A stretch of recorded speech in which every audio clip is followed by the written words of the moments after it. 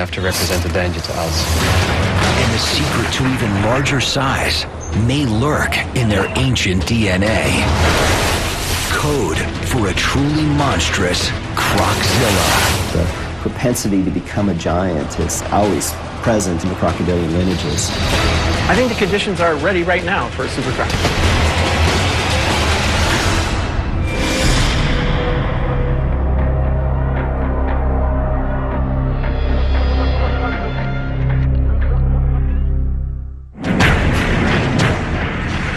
65 million years ago, a devastating extinction event wiped out most of the Earth's reptile giants. Today, one massive-bodied beast remains. They avoided the extinction that nipped the dinosaurs in the bud, leaving only birds as descendants.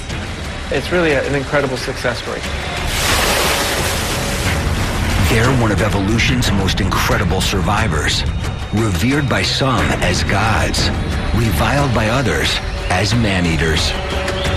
So never underestimate a crocodile in the water. If you get too close to it, then really, that's the end of it.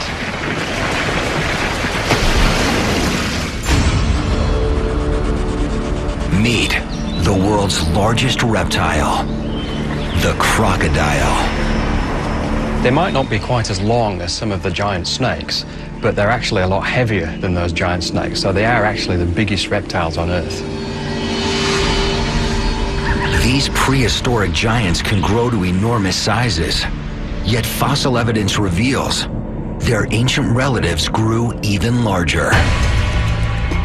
If you go back 100 million years, there were crocodiles that were almost twice the size and probably about 4 to 5 times the weight of the biggest crocodiles today.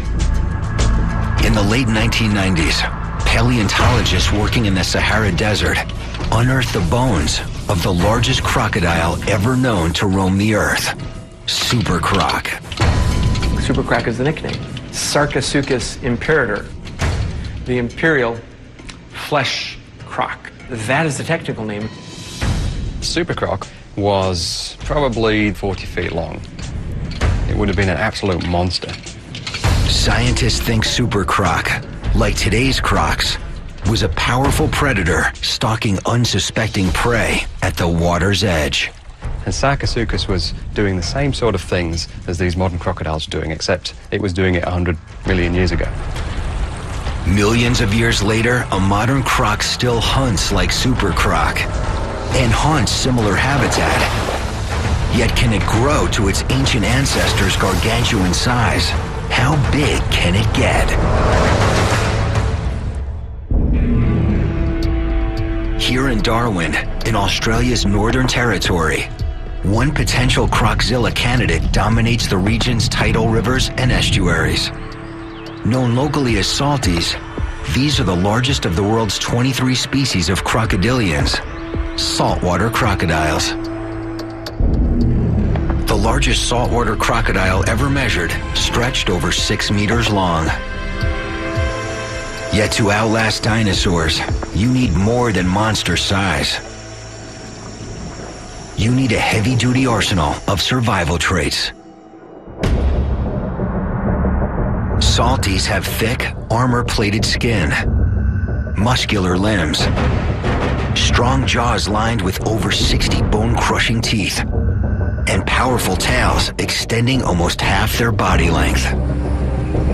It's one possible clue to their future size potential, honed to perfection by evolution. Crocodiles' bodies are designed to survive. I mean, they can lose a limb, it doesn't matter. The dominant males are often missing a limb. You have an animal that's a survivor, and there's almost nothing that can get in its way. It's almost like a Ferrari now. It's had so much refinement done to the general body plan of a crocodile that what you've got now is you've got, like, you know, the best possible crocodile that you could possibly have. Most creatures are no match for this ancient survivor's awesome anatomy. Even humans. Salty is your A1 predator, something to watch out for. They eat humans every year. Very large, and they're certainly more than big enough to represent a danger to us. News accounts report lethal attacks. In rural Darwin in 2009, while swimming with her sister and two friends near a swamp called the Black Jungle, an 11-year-old girl vanishes. Police mount a ground search for the girl. Helicopters scan the bush from the air. The next day, they find her remains. Bite marks indicate her killer was a crocodile, measuring about 3.5 meters. Trained crocodile catcher Robbie Risk was part of the search team. That was a really emotional event. And that took about a day to find any remains. When we did, it was something that, which you don't really want in your head. Groups of armed officers scour the area, setting traps throughout the floodplain, but they never find the culprit croc.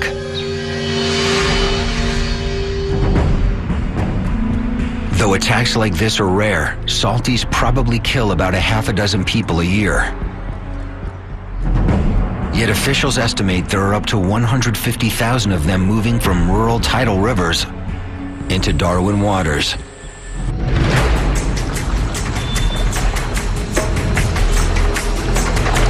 Accidental run-ins with wild crocodiles are an ever-present danger here, but there's an even more dangerous phenomenon: rogue crocs that attack people on purpose. Rogue crocodiles don't behave like normal crocodiles, and they represent a really very significant danger. Often rogue crocodiles are the kinds of animals which have successfully attacked someone. They realize how easy it is, and then they try and do the same thing again. And very much unlike other crocodiles, which tend to stay away from people, rogue crocodiles will try and seek people out. Rogue crocodile is a problem crocodile. It's just got attitude and does, wants to kill everything, really.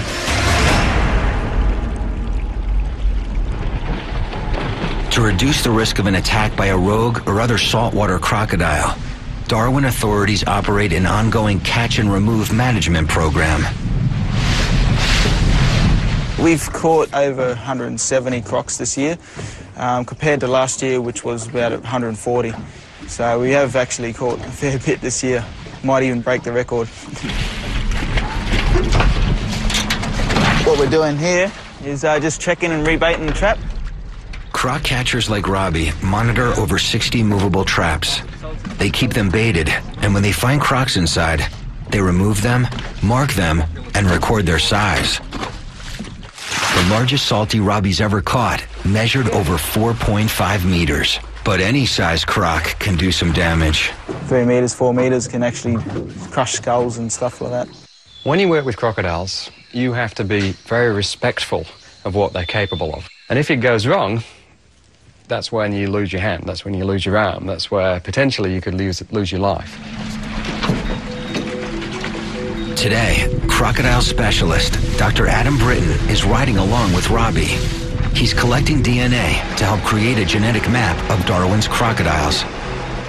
What we're doing is we're taking tissue samples from crocodiles that we're catching in Darwin Harbour, and we're comparing them with tissue samples from crocodiles that we're going to be collecting across the northern coast of Australia. And what that's going to do, hopefully, is tell us a little bit about where the crocodiles that are moving into Darwin Harbour are actually coming from. Dr. Britton's map may someday pinpoint a breeding colony of giants. But for now, his research is geared toward keeping the peace between humans and a potentially deadly crocodile species. What we can learn about these crocodiles is why they're moving and what's motivating them to move.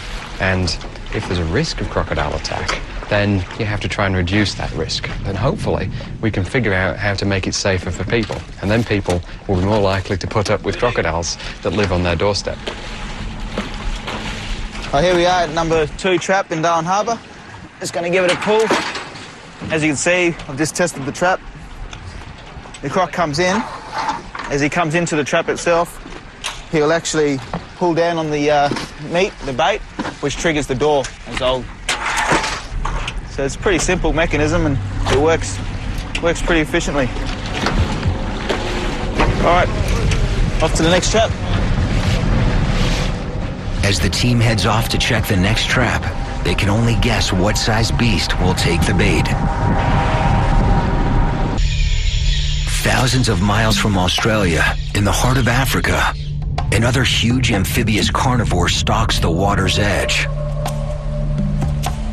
The Nile crocodile. The most dangerous crocodile species on Earth is actually the Nile crocodile. It kills a lot more people every year than saltwater crocodiles do. In some countries alone, for example in Tanzania, it's thought that Nile crocodiles can kill between 100 and 200 people every single year. Nile crocodiles are known for growing large and taking down large prey.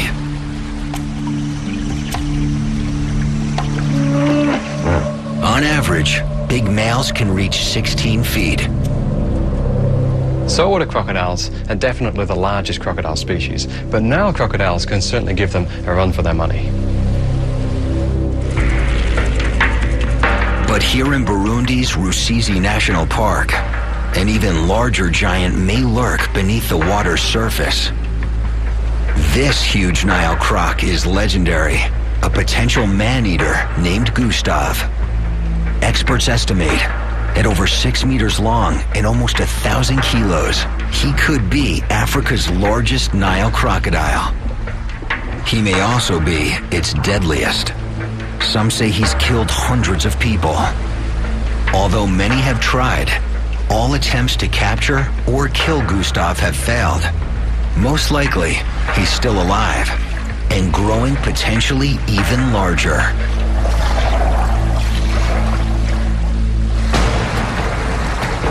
A crocodile can grow as long as it lives. It's another clue to their future size potential. When most creatures mature, they reach a maximum size and growth stops. But crocodile size has no limits. It's a phenomenon known as indeterminate growth. In captivity, with a steady food supply and fewer survival challenges, crocodiles may be able to live longer and grow larger than crocs in the wild. These animals pretty much grow until the day that they die, so it is possible that these animals are going to reach much greater sizes in captivity than they normally would in the wild. One of the largest captive crocs ever recorded, a saltwater crocodile named Gomek, lived here at the St. Augustine Alligator Farm Zoological Park in Florida. Gomek maxed out at over 17 feet, weighing nearly a ton. He became a main attraction, drawing audiences to his feeding shows in droves. Today, his supersized legacy lives on in another huge salty named Maximo. So he's over 15 feet long, 1,200 pounds. He's an incredibly powerful animal.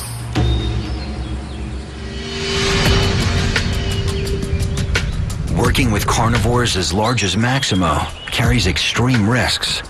Zoo staff is always cautious. I said he looks at us as a potential food source, so you certainly need to watch out for that. He's surprisingly quick for an animal his size. You can see the power in this animal when he jumps up after a rat. It's just something you really don't want to get too close to. Here, a staff member feeds Maximo large rats from a safe height. Maximo's size may be what draws onlookers to his enclosure. Yet like other crocodilians, his most remarkable trait may be intelligence. Crocs are definitely the smartest of all the reptiles. And they have the most well-developed cerebral cortex of any reptile. And they're a lot smarter than people think they are. Crocodilians have a reptile-sized brain. I mean, it's literally the size of a walnut. And yet, they are incredibly smart animals for what they need to do. And some of what they do is pretty spectacular. In the wild, crocs seem to have an eye for detail. They can read their surroundings and respond by changing their behavior. You can go into an environment, be observed by crocodiles that you never see, and you will never see them again. They didn't see you. They didn't like the way your clothes were.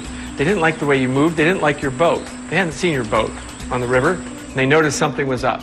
You will never find them again.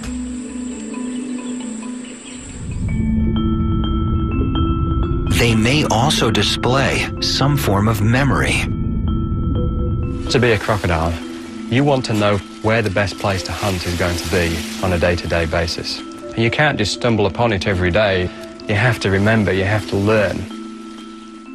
And here in captivity, some crocodilians, like this alligator named Bomber, seem to show thinking. If you tap him on the snout, he'll open up, throw a nugget of food in there, and he'll slam shut up. He gets a meal and somehow realizes that you want him to do that. The first time he'll do the trick just fine. The next time he'll move back about 2 inches. The next time about 4 inches. So he'll keep moving back. And what he's doing is, it seems to me that he's trying to lure you into the water to the point where you'll fall in. And God knows what he wants to do with you from there. This animal is thinking. I mean, this is a learned behavior.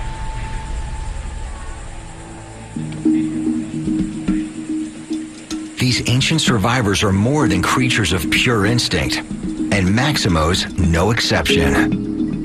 He's learned a routine for the show, and he knows time of day. So if we walk up onto that platform, right at 3 o'clock, he starts going through his routine that he has to go through for the feeding show. So that didn't take him very long to learn it all. Maximo! He was trained to kind of a 3-tap cue, so if you kind of pound the boardwalk 3 times, he'll still react to that. A lot more intelligent than most people probably give him credit for. Smart, powerful, huge, and still growing. Most crocodiles seem to live as long as we do, but from the evidence that we've got, most crocs seem to live between about 60 and 100 years old. Maximo's just 40 years old. At 4.5 meters, 544 kilos, he can grow for decades. Only time will tell how much bigger he can get.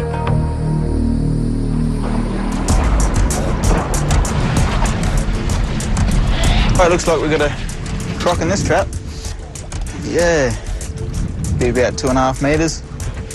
Back in Darwin, the team finds a salty in one of the harbor traps. Robbie estimates it's about 2.5 meters. First, what we're going to do is chuck a snout rope over a top jaw, and then we're going to disable his jaws with a zip tie, and then we'll bring him out of the top of the cage.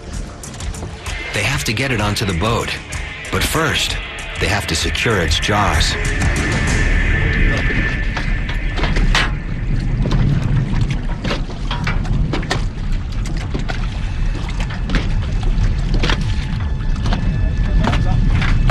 To get the croc to open its mouth, the croc catcher taps it on the snout. He slips a snout rope around its upper jaw.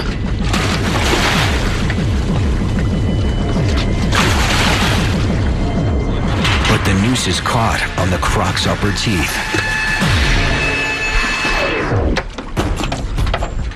Just got to bring it back a bit more. They don't want it slipping off at the last minute. Nah.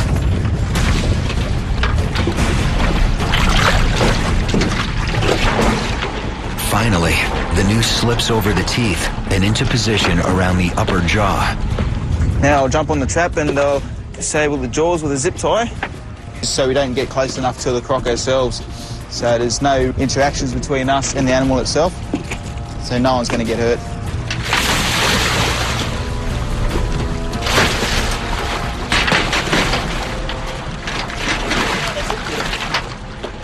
Now what we're going to do now is just duct tape his jaws together and then cover his eyes. Covering its eyes helps minimize stress. Eyes covered, jaws are secured. Now we're ready to bring him out of the trap.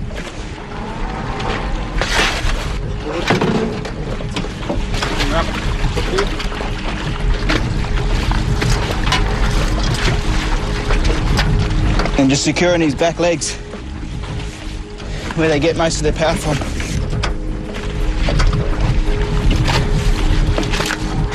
The final part,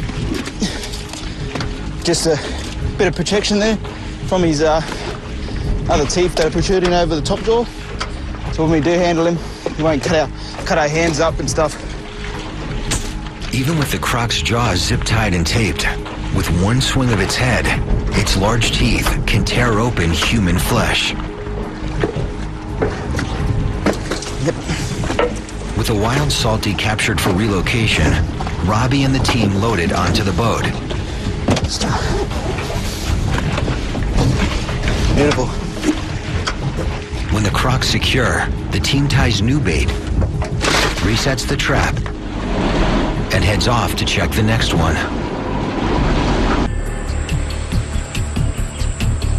In Florida, at the St. Augustine Alligator Farm, biologist Dr. Gregory Erickson is studying a crocodile's main predatory tool, its bite.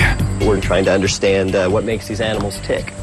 We're interested in how the musculature and the mechanics of the jaws allow them to generate their bite forces, and how the shapes and sizes of the teeth contribute to the pressures that these animals use to make a living. These are our bite force transducers. When it bites down on this, it's going to exert a force, and this is a 4-sensor device, like a good bathroom scale, and it's going to send out a signal to a charge amplifier that's going to record the bite force. He starts by prepping a specially designed bite force meter. The meter's leather padded so it doesn't hurt their teeth. And as soon as you touch one of their teeth, it triggers a snapping bite, is what we call it, and they'll slam down apparently with as much force as they can possibly generate, and we'll get a recording instantly of what the maximal bite force was. I'm not exactly sure what this Nile crocodile is going to do. They tend to be rather surly animals.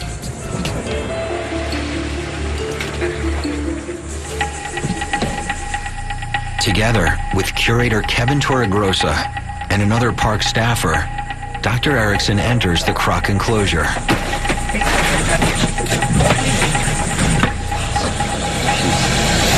She's a mad motor scooter.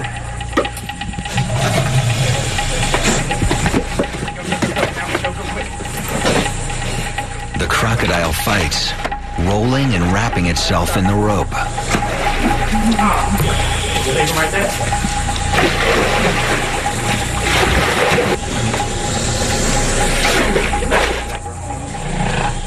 But finally, the team lifts the croc out of the water and onto an examination board. What we're going to do is throw the board in. I'm going to push the jaws down on the board. You're going to put the mouthful on to hold his jaws on the board. And we're going to tape it up.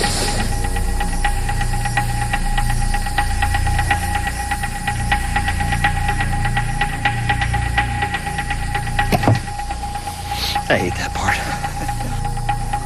A wooden block props open the animal's jaws and prevents it from clamping down. Right there would be good. Okay, cinch it down, tight.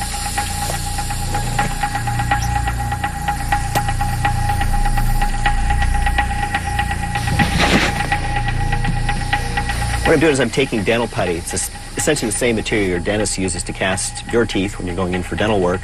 And I'm going to use this to make some copies of the more prominent teeth in this animal. Don't do this at home. Don't do this with your pet crocodile. Or your dog, for that matter. Before taking bite force readings, Dr. Erickson takes dental impressions. By making molds of the teeth, then we can make casts of them. And essentially we can walk away with a replica of the teeth. From that, we can do studies as to how much pressure they actually generate at the tips of their teeth. But we really don't understand how the teeth work, and so that's what we're trying to do in this research.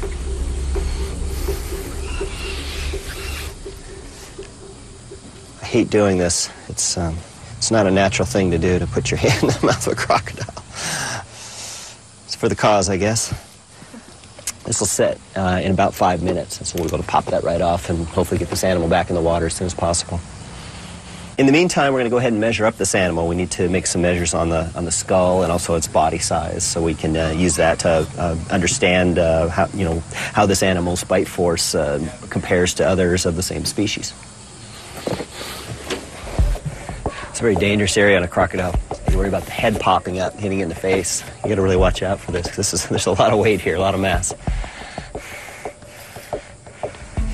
Head length is 35.5. Head length retro, so HLR, is 46.2. All right, let's do HLF, head length fulcrum, is 38. Let's do snout length, standard. Okay. Snout length 24. Okay, mid-snout width is 13. Molar to fulcrum, 17. Molar to canine is 25. Head width fulcrum is 21. We're going to measure the snout vent length. This is a standard measure that you can compare any crocodile to another. So we go from the tip of the snout to the vent. As he works, the crocodile hisses, indicating it's not pleased. Check on that. 131. 131 snout vent. 239.5. Just shy of 8 feet. They get around, 5 or 6 feet. They can take your fingers off, and you just have to be careful. I always tell people stay away from the pointy ends, and it'll be okay. Next, Dr. Erickson will measure this animal's bite force. But first, he has to remove the dental putty by reaching into the hitting zone. All right.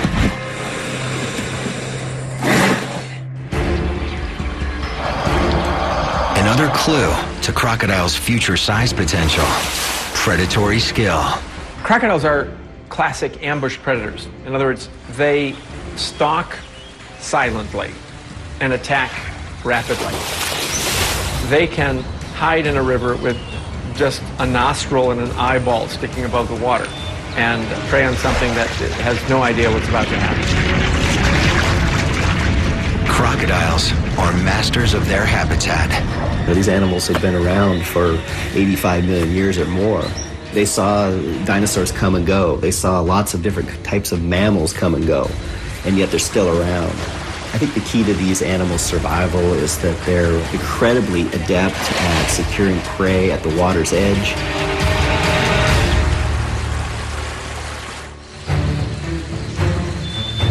To hunt, they often just sit and wait. All animals have to have water, and so you've got a constant source of food coming to you, and all you have to do is get good at catching it. It doesn't really matter who the players are coming to the water's edge. The crocodile doesn't care as long as it's a meal.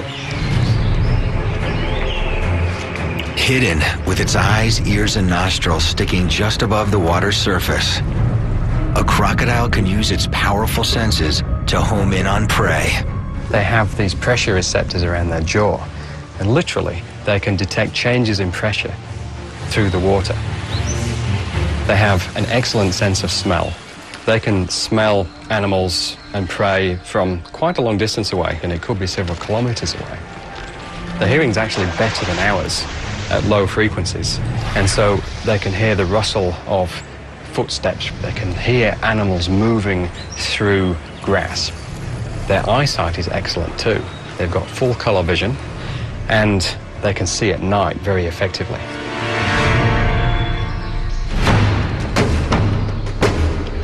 Once locked onto a target,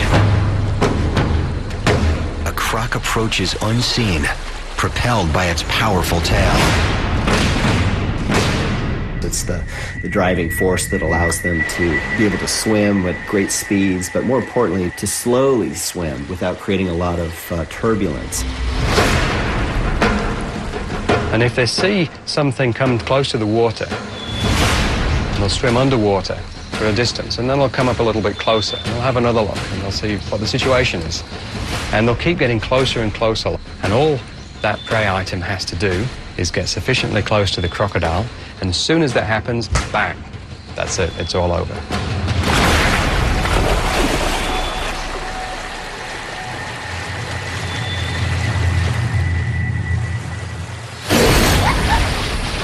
Launching an explosive surprise attack, a crocodile bites down with bone-crushing force,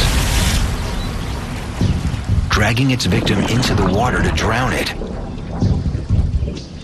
Sometimes it goes into a death roll. The crocodile may roll to try to disorient the prey item. Sometimes the animal's dismembered at that point. Maybe the animal will die nearby from bleeding. Ideally, the crocodile's trying to drown the prey item. Once the animal's drowned, of course, then it's secured a meal. Once its prey is dead, a crocodile uses its body to tear it to pieces. They just simply rip it apart with a motion of their head. They're like a tube of muscle, a little bit of flexibility, especially in the neck region, the armor. There's a little break in the armor there, so it can just yank its head back and forth and just literally rip limbs and bodies apart.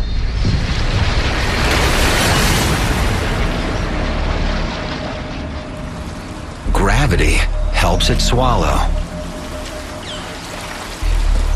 Okay, let's see if this is hard. Seems to be. Back in Florida, Dr. Erickson removes the dental putty from a nearly 2.5 meter crocodile's tooth.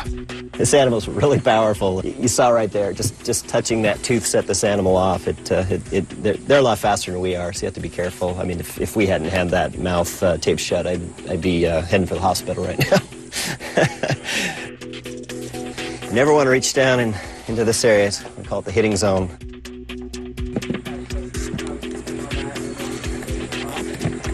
Got a really nice mold here of the malariform teeth as well.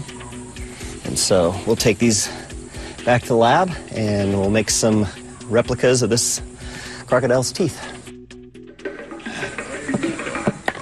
Okay, now tighten it up. With molds removed, Dr. Erickson prepares to measure the croc's bite force. Here we go. Oh, missed it. Just missed it. Okay, so what happened? Here's the croc saw the bar coming. They try again, hoping for a more direct hit. Stand here. Wow. There you go. We'll just have to. It's like operation. All right. 375. Yeah, this animal's starting to tire a little bit, and so that's probably all we're going to get. Roughly 400 pounds of force. With full energy, it's potentially capable of even greater forces. And as it grows, so will its bite. Got it.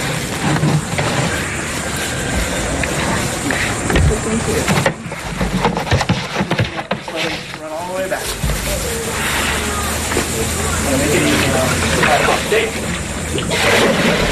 Good job. Back to his corner. As the team releases the croc, it races off. Dr. Erickson will take his molds, bite force readings, and measurements back to the lab for analysis. With the bigger crocodiles, such as the saltwater crocodiles, we're getting numbers approaching 4,000 pounds. Almost twice what we see in the spotted hyena, which is the bone-crushing champion among mammals. It's also twice as high as what you see in the Bengal tiger or an African lion. Over 1,800 kilos of force eclipses any animal on the planet. Dr. Erickson believes the huge force is necessary for its survival. Most crocodiles don't have particularly sharp teeth. They're blunt instruments, not well designed for puncturing things. But with the kind of forces these animals generate, they are able to produce pressures that are high enough to puncture through hide and sustain impacts with bones. And they pull it off, and they've been doing it for a long time. They're pretty good at it.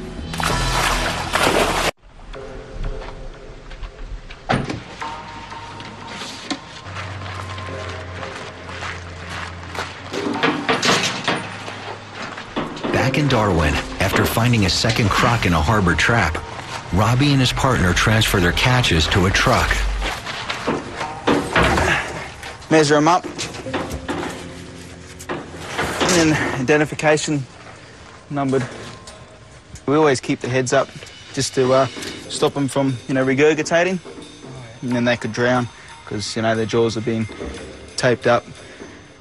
This is a receipt book here. This is what goes to the croc farm, and we keep the other half. Record the sex and how we actually caught them, and also the size of the animal. The feature for these two crocs here are decided by the croc farm who we give them to. Being one a female, a fairly large one, they'll use for a breeder, where the other one is a male, they'll probably use for a skin product and or meat product. Yeah, two less out of the harbour for us to worry about, which is good. I'm glad we got them, and there's plenty more to catch.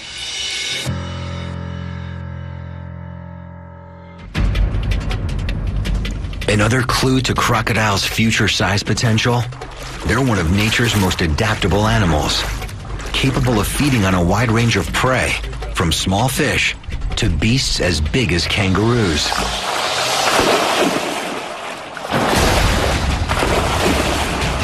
They're feeding on things such as clams and crustaceans and even insects, fish, frogs, you name it, turtles.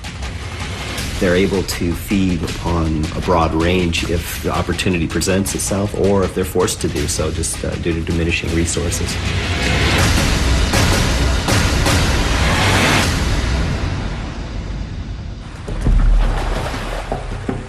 Crocodiles can also adjust their behavior to their environment, especially if they locate a good food opportunity.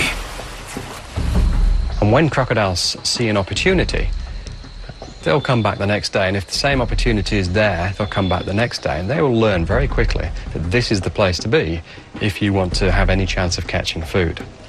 But they can do even better than that. They can learn timings. They can learn, for example, that if a migration is happening during September or during April of a certain species of fish or a certain species of mammal, and that's the best time to catch them, you can guarantee that a couple of weeks before it happens, the crocodiles will start migrating into that area. And if food isn't available, they can go months without eating. When they finally do eat, they use food efficiently, converting it into energy for growth. Crocodiles' extreme adaptability has helped them survive, while other species have gone extinct. Today, they remain the planet's last truly massive reptile. But recent fossil discoveries reveal a lineage of even larger crocodilians. In the 1990s, paleontologist Paul Sereno and a team of researchers stumble upon the find of a lifetime: the ultimate killerzilla, Sarcosuchus imperator, super croc. Back about 15 years ago, I set foot in the Sahara. It was an exciting and very difficult expedition to try and open a Pandora's box of dinosaurs. But what was really eye-opening was the crocodiles. And in fact, the very first bone I found belonged to super croc. Then we found the skull. To see a 6-foot skull, something that is longer than you are when you lay down next to it, and realize that that's a crocodile, it is amazing. I mean, we marveled at it when we were in the field.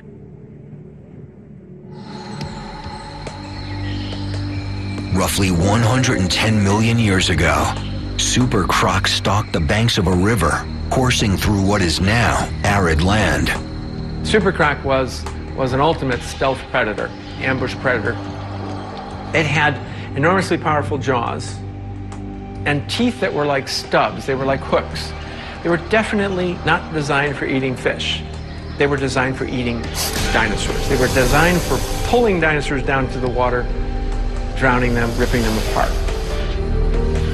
And the tail is like, I don't know, it's like the trunk of a sequoia. It's too big to wrap your arms around. It's absolutely monstrous. They probably had bite forces perhaps as high as 20,000 pounds or something like that, and God knows what kind of pressures they were generating.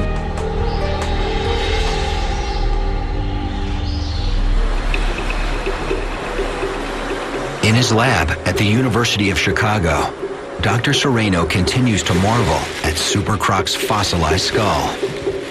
This is the most complete skull of a giant super croc ever found. It's 6 feet long, weighs about 700 pounds. The back end of the skull is here. Here's the 2 eye sockets. They're sort of raised up. Here's the snout. Here's the big opening for the nose. It's absolutely perfect. We hope to get the shape of the brain out of it, the replacement of the teeth, all the details of the skull bones. It's going to tell us a lot about how super croc lived its life. The animal is basically a magazine of teeth. This is the root. The dark part is the crown. This is the part that sticks out. This is a replacement tooth. So most of the tooth is actually in the jaw. When you put this into the skull, you realize that the snout is like a machine gun of teeth. There's teeth going down to each side, filling the snout. And they're being replaced all the time as they break off and wear. Just from the teeth, you can tell quite a bit about what the animal was eating. And this is not a fish-eating tooth. So this is the skull of a very large living crocodile. It's about 2 feet long, and this would be a crocodile that might be 17, 18 feet long. You can see how it pales into insignificance compared to this monster super croc skull. But they're designed very similarly.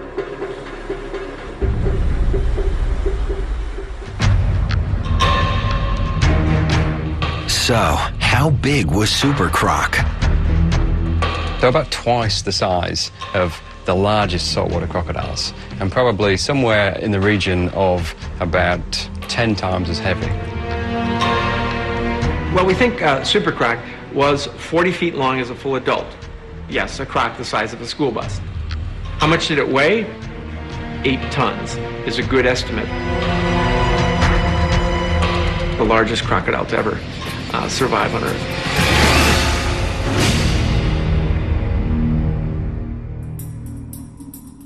In Australia, croc catcher Robbie Risk and his partner are relocating 2 saltwater crocodiles from Darwin Harbour to a nearby croc farm. Ah, here they are in their new home. Here we go, yeah. So, 2 nice crocs. Yeah. 2 very Nice ones. One female, one male. Oh, female, eh? Yeah, one female. Oh, they'll be very pleased with that. Yep. We'll just lift them up and put them straight in. 2,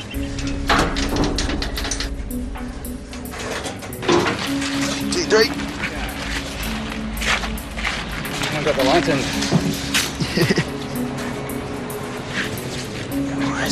1, 2, 3. With the crocs off the truck, Robbie heads back to the harbour to continue his work monitoring the traps.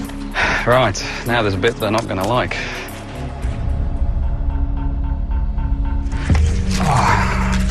Okay, so what I'm going to do now is take a tissue sample from this crocodile. These Dr. Britton hopes the tissue samples will yield genetic material for his DNA map of Darwin's croc population. And this is basically just cartilage, but it's got some genetic tissue in it. So what I'm going to do is use one of these biopsy punches and just take a bit of that tissue and store it in one of these vials. And then we're going to do some analysis on it to find out if we can determine where this crocodile came from. This is actually the first time I've used this technique. Okay, that works a bit better.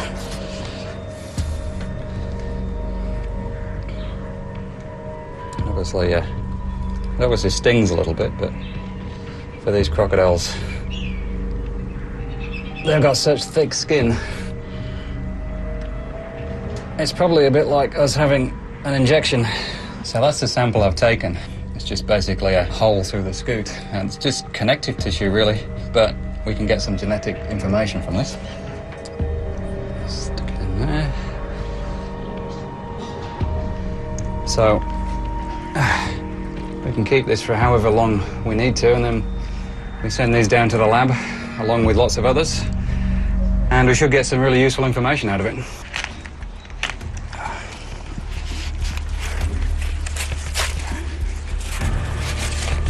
Cats, in you go. In the water.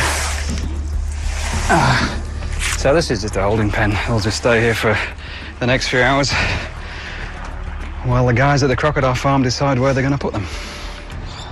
Okay, let's do the other one.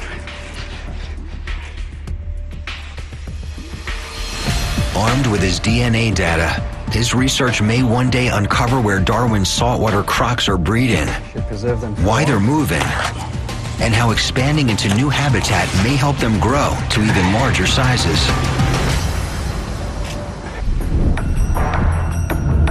With bodies built to survive, predatory expertise, indeterminate growth, and extreme adaptability, can today's saltwater crocodiles become tomorrow's super crocs?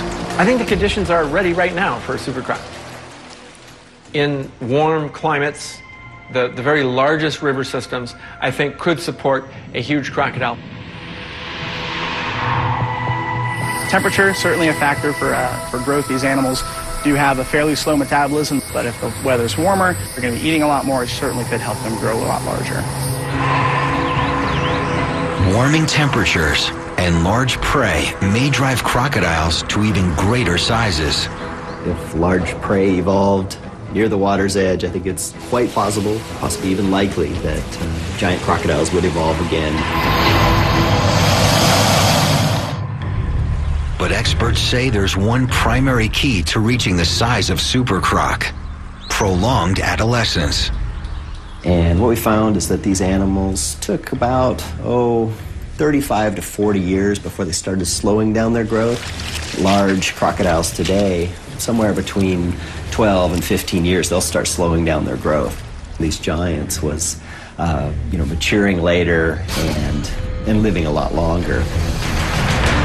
How did super croc get so big, 40 feet in length? Did it grow faster, or did it grow over a longer period of time? They just took longer to grow. These giant crocodiles were growing at comparable rates to big crocodiles today. So they didn't necessarily grow faster, they just prolonged sort of their teenage years.